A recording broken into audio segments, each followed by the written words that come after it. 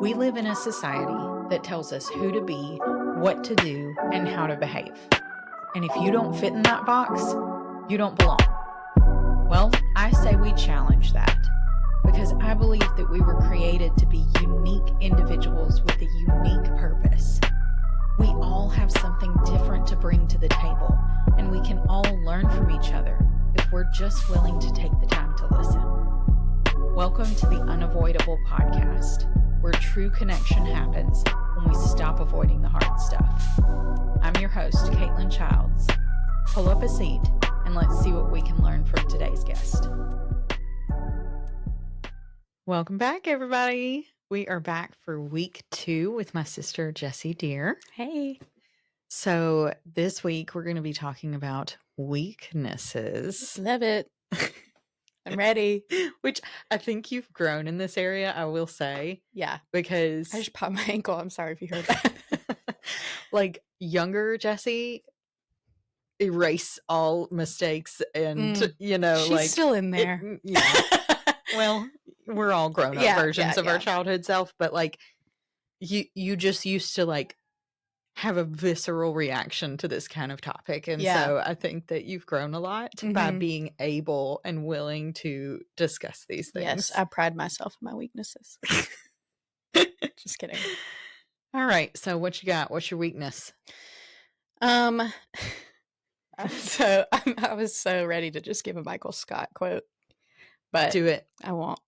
I think my biggest weakness and something that I'm learning about myself really recently, which is kind of funny because I'm like, I feel like I've been like this my whole life, but just like being able to label it is like perfectionism is like huge for me.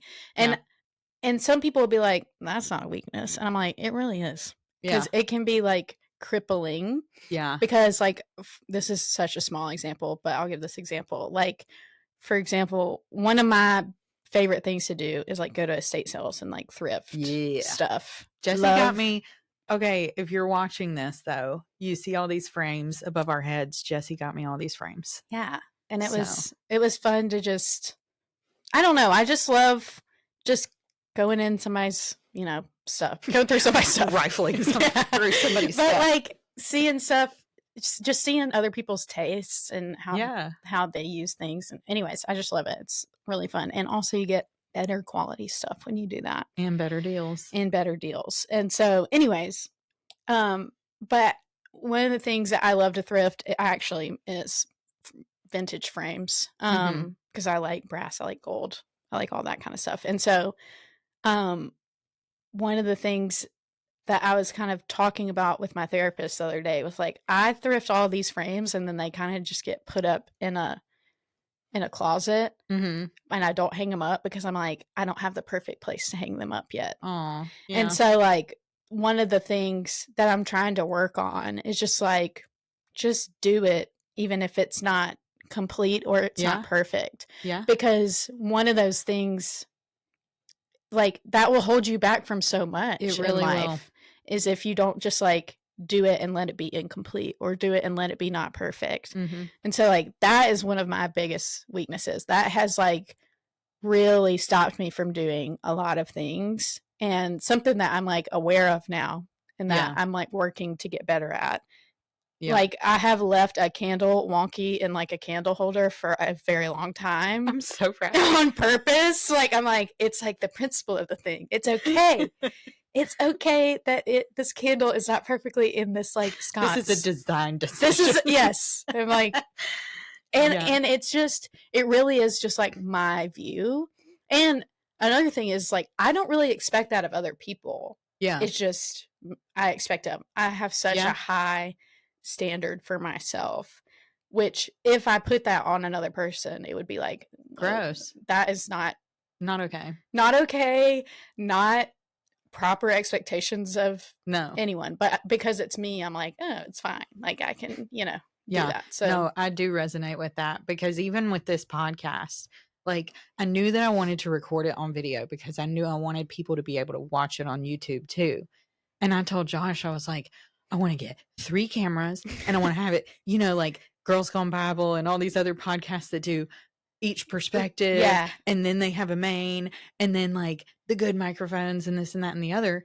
And we couldn't figure out how to get the 3 cameras set up. And Josh was like, just do it.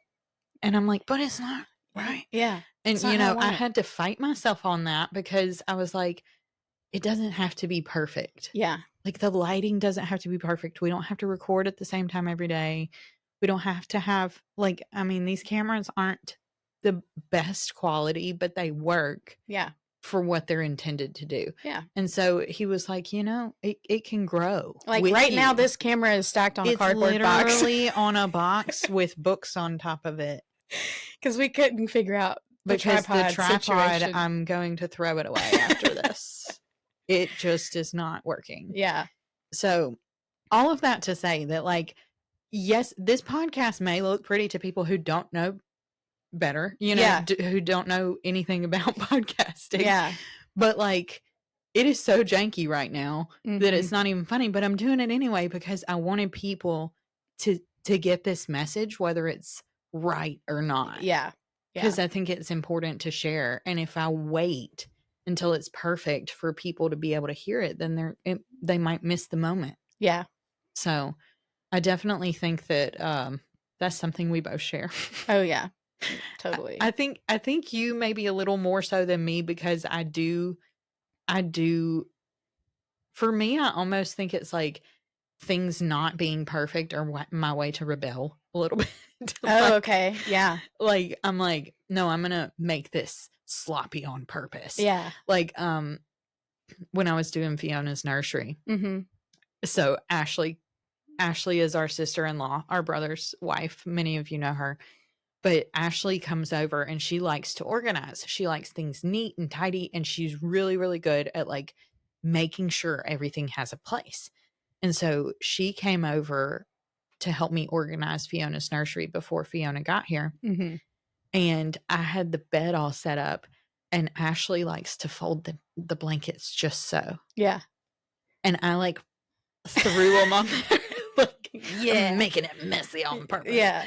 Because it's like, I do like things to be a certain way, but I want them to be my way. Right. You know what I'm saying? Oh, yeah. Like I like it to be the aesthetic more than the perfectionism, I think, for me. Yeah. Well, and I think for me too, and this is something that I've kind of talked with my therapist about recently, actually, is that perfectionism is just rooted in anxiety and a need for control. Which is a need for, I've been a control freak my entire life, and you know that. But literally from the womb. Literally, that is something I struggle with. But I have just like, and I think a big piece of it is just like wanting not to get hurt, wanting not to, wanting to be okay. Like, and so one of the things that she said to me was just like, what if you did something imperfect on purpose, like what you're saying, and just like left it? Like, just like, what would that be like? And just like telling yourself, like, if you don't have control of XYZ, you're going to be fine. Like, this wonky candle in my candle sconce is like that, and nothing has happened. Everyone's okay. The world didn't end. Like, and so it's like silly, and we're like making fun of it, making light of it. But sometimes it doesn't feel that way. Yeah. Like, it's like if I, hang up a picture that doesn't really go there. Yeah. Then I just have to look at it all the time, and I'm just always going to be like, oh, that doesn't go there. It doesn't look good. But it's all about your piece. Right. But it's all about like a reframing. It's like, no, I put that there. It doesn't look right there, but maybe I will find something that looks better there later. But at least I put something up. You know what I mean? I have found that because I like to play around with design. My office, I designed Which it. I love, by the way. Thank you. Good job. Looks I great. designed it for me. Yeah. Like, I did not design it for anybody else. This is like very much you in a room. Yes. And it's like, I did it the way I wanted, not the way that it would look right to other people on social media or whatever. I was like, I'm going to be spending my time in this place. I want it to look how I want it to look. Yeah. But I have found that, like, even redoing my house and stuff, going through all of that journey, it's like you can do something and then 2 years later be like, actually, I think I want to change that. I think I want to tweak it. But it's like each little mistake that you make along the way gets you closer to what's authentically you. Yeah. And so you learn from those things. And you've even said that with your house. Yeah. Because like we built our house. Like Yeah. this is our first house. We were so grateful and lucky to be able to build our house. But I think I was like really young when I was 22, just married, building a house. Well, y'all were like building it while planning a wedding. Yeah, it was kind of crazy. It was kind of crazy. But I, you know, I didn't really know what I was doing at all. And it was one of those things of like, this is also being a 22-year-old. I'm laser focused on the wedding, like laser focused on like, this is, I gotta do the wedding, whatever. So I'm not as focused on the house or how it looks. House that you're going to live in for forever. Yeah. And so I think, and also just like not really knowing when you're 22, at least for me, I didn't really know what I liked or who I was. Oh, your frontal lobe is not even fully developed yet. Oh my gosh, don't even get me started on that. And so I didn't know anything about like what I like design wise. You know, what I just kind of like, we kind of looked at some houses and we were like, this one looks great. Remake it, please. Literally copy paste. And so as I've lived in it, and it's like, it is a beautiful home. And I'm so lucky and so grateful.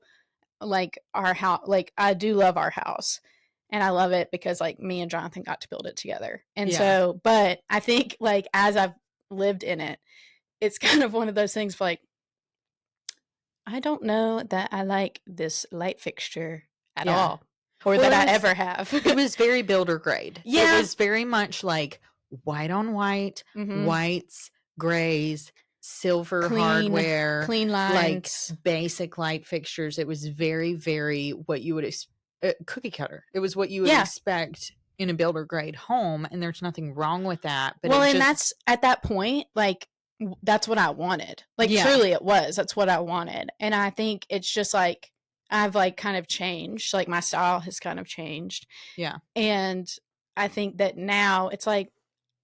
I kind of like sometimes I'm like, why didn't I think to change this or this or this? And it was kind of like, no, but that's that at the time, that Jessie at the time, this is her dream. Like, this is exactly what she wanted. Yeah. And so I kind of have to be like, accept what I needed at that point. Yeah. And also accept that this is not really, I can change my mind. Like, I can change my mind. Like, at that point, loved it. I was like, beautiful, clean, white lines. But now I'm like, there needs to be some color in here. Like, that's me with the rustic phase. Like, that's not my style anymore. Like, I think it's a big thing right now is the trend cycle. Yeah. And clothes in houses. It goes so, like, social media has made it go so much faster than normal. Because you think about, like, our parents' age people. They had that same Italian Tuscan kitchen for 20 years. Yes. Because that was just like, that's what everybody had, you know, but like, you didn't change it. You didn't change it. What were we going to change it to? And so now it's like, there are so many different design styles that we're privy to because of social media. And privy, nice use of words. Thanks. Thank you. But it just goes so much faster. And that's why it's so important now to me is to just like find things that I like. Yeah. Do they go together? Who knows? I don't know. I like them. Look at my office. Like, does it go together? Kind of, but not really. Like, none of it is matchy, but it's because I've learned that I'm kind of a collector, but I collect ideas.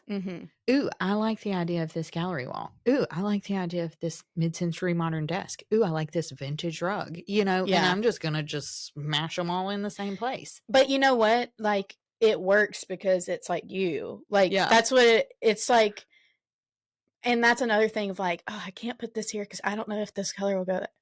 Who cares? Like, just do the thing. And so that's something I'm challenging myself to do right now. I'm sure there are many people who would not like the way that my bookshelves are designed, but I think it's cute. Jesse sent me something a little while ago that said, I think the reason I'm a maximalist is because of all the I Spy books I read. Totally. Those were such a vibe. Like, I'm recreating I Spy books every time I design a bookshelf, pretty much, because I like the messy, like, there's a little detail everywhere you look. Like, there's always something to look at. I love that. Yeah. And so collecting that idea is like, that's a part of me. Yeah. And I'm going to incorporate that into whatever I put my hand to. Yeah. Totally. So let me ask you this. When it comes to your weakness of perfectionism and feeling like you have to have everything just right, and you are like working through that, how would you say that that has hindered you in being able to build a community of people, like real life people?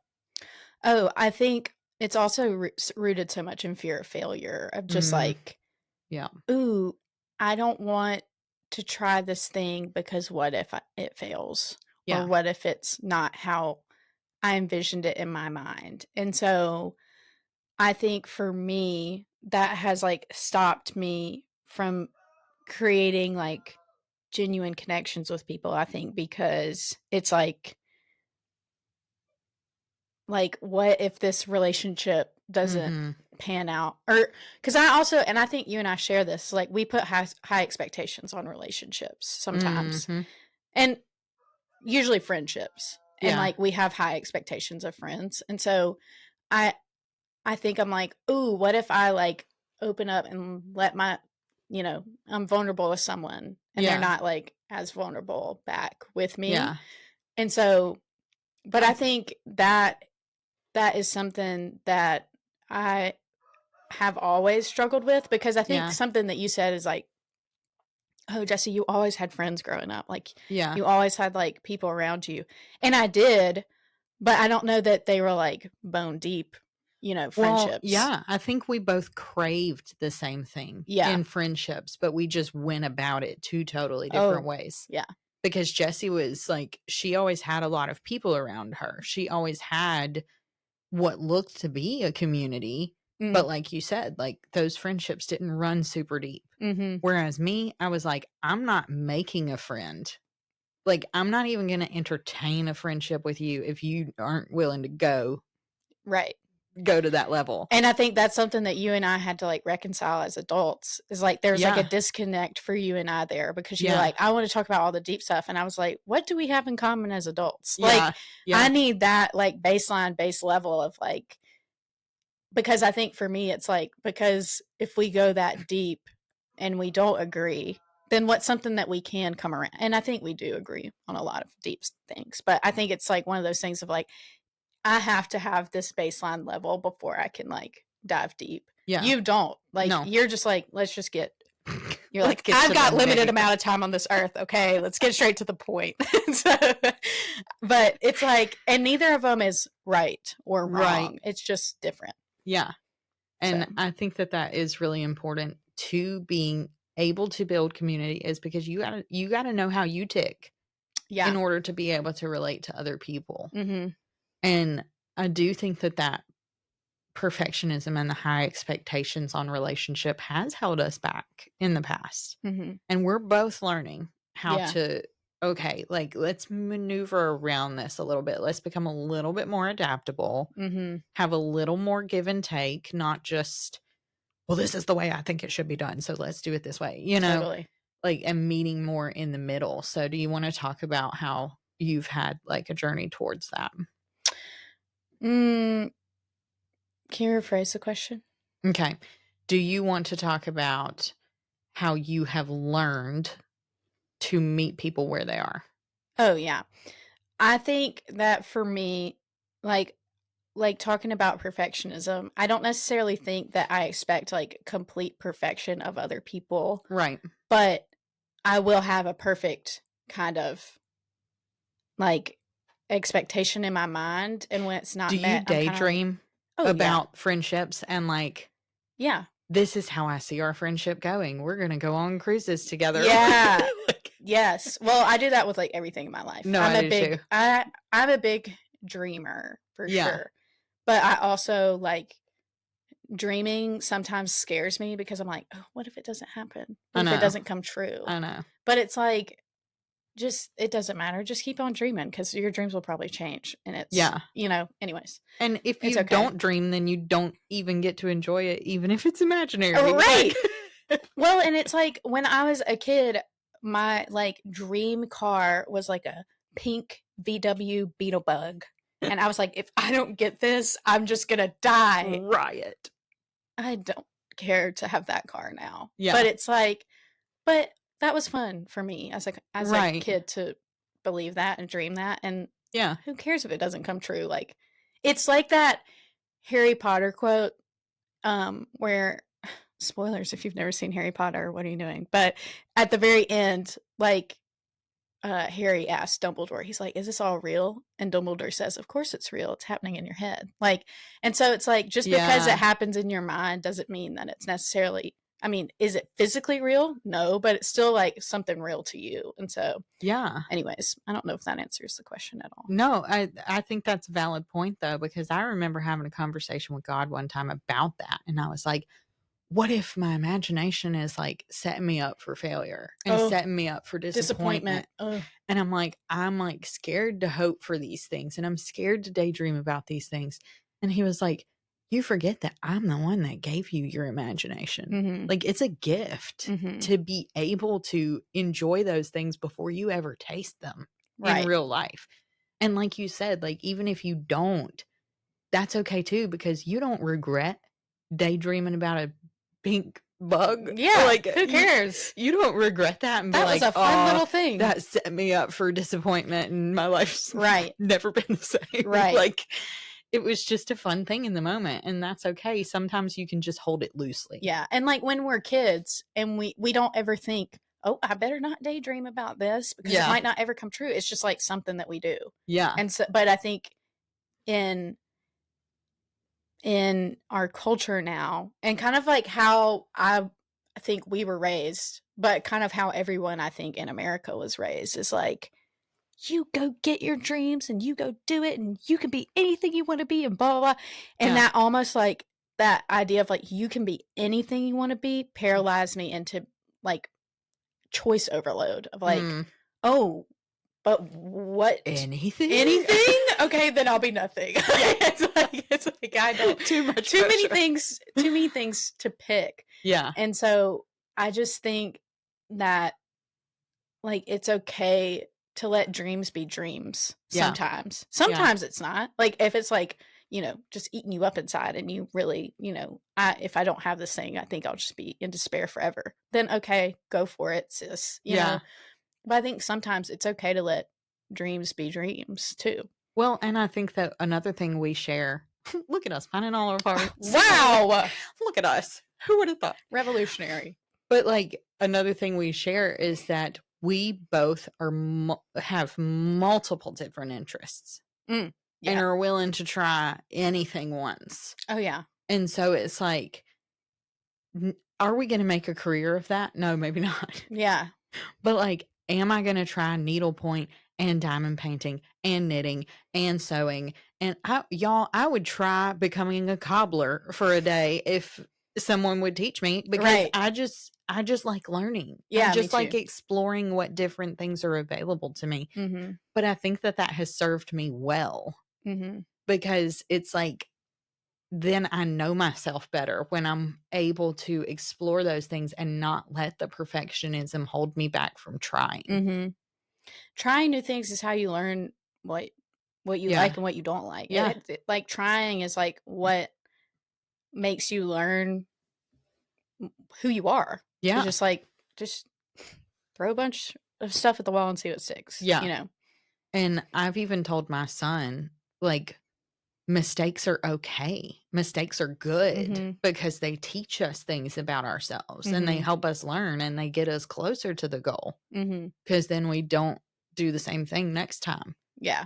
And so having that perspective shift of like, just start Just do it. Yeah. Well, it's like Thomas Edison when he talks about, like, I was just thinking about when that. he talks about, like, making the light bulb. Yeah.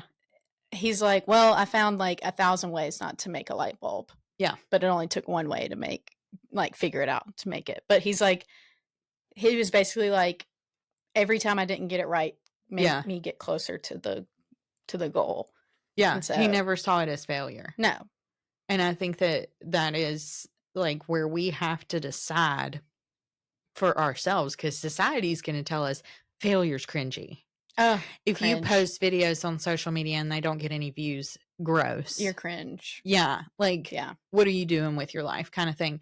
Or like, if you start a business and you don't make any money, ew. Mm-hmm. And so it's like, we don't even want to try because we're worried about other people's perception of us. And like, are they going to think I'm a failure? Are they going to not accept me because now I have this like mark on my record against me? Yeah. And it's like, but you have to decide for yourself, which one are you going to pick? Mm-hmm. Are you going to choose to align yourself with what other people think for the rest of your life? Yeah. Or are you going to choose to explore what you like and who you are and find your community along the way? Mm-hmm. Totally. It's all a choice. It is a choice. Mm-hmm. So, all right, that's where we're going to stop for today. But y'all come join us for one more episode where we are going to discuss how our strengths and weaknesses play a part in our community building. So join us next time. Bye.